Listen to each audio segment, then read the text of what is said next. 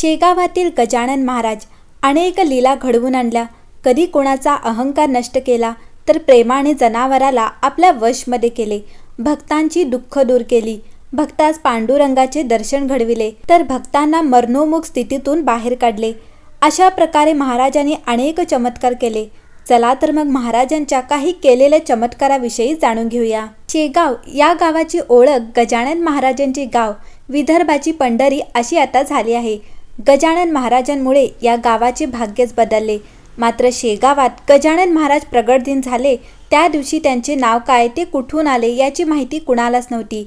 मग त्यांना गजानन हे नाव कसे पडले याची कथा श्री दासगणू महाराजांनी गजानन विजय ग्रंथात नमूद केली आहे. माघ वद्य सप्तमी या दिवशी बंकटलालांना गजानन महाराजाचे शेगावात प्रथम दर्शन झाले. उष्ट्या पत्राळावरील शिते वेचण्याचा तो प्रसंग आपणा सर्वांना माहीतच आहे. त्या प्रसंगानंतर गजानन महाराज शेगावात निघून गेले. ते कुठे गेले म्हणून बंकटलाल चिंताग्रस्त झाले. त्यांना गजानन महाराजांच्या दर्शनाची ओढ लागली. त्यांचे कशातही लक्ष लागत नव्हते.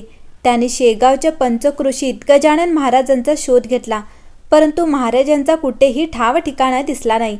अशा 3-4 दिवस निघून गेले. यांच्या वडिलांनीही बंकटलालचे चिंतेचे कारण विचारले. बंकटलालने त्यांना काही नाही असे सांगितले. मात्र गजाननाच्या दर्शनाची अस्वस्थता ते लपवू शकले नाहीत. त्यांच्या शेजारी असलेले रामजी पंत देशमुख यांना जेव्हा बंकटलाल यांनी मनातील अस्वस्थता, श्रींच्या दर्शनाची ओढ सांगितली, तेव्हा रामजी पंतांनाही बंकटलाल यांना कुठल्या तरी सिद्ध पुरुषाचे दर्शन झाले याची खातर जमा झाली. त्या दिवशी शेगावच्या महादेव मंदिरामध्ये गोविंदबुवा टाकळीकर यांचे कीर्तन होते.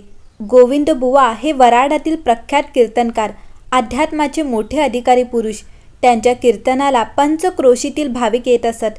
त्यांचे कीर्तन शेगावात आहे म्हटल्यावर बंकटलाललाही त्यांच्या कीर्तनाला निघाले.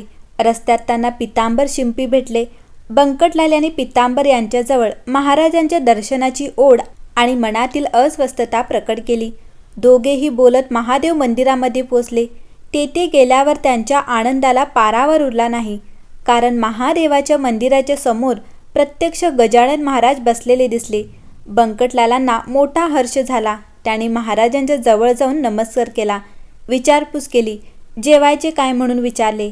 महाराजांनी शेजारच्या घरात जाऊन झुणका भाकर घेऊन ये असे सांगितले.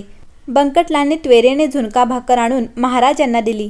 महाराजांनी पोटभर जेवण केले आणि रिकाम्या तांब्या पितांबराच्या हाती देत बाजूला ओढ्यातील पाणी घेऊन ये असे सांगितले. ओढ्याचे पाणी गढूळ आहे, पिण्यायोग्य नाही. ओंजळीने पाणी भरावे लागेल. मी दुसरे पाणी आणतो असे पितांबराने सांगितले. परंतु महाराजांनी नकार दिला. ते म्हणाले की ओढ्याचे पाणी घेऊन ये आणि ओंजळीने पाणी भरू नको. महाराजांच्या शब्दावर विश्वास ठेवत पितांबर ओढ्याजवळ पोचले. तेव्हा ओंजळीने पाणी घेता येईल एवढेही पाणी नव्हते.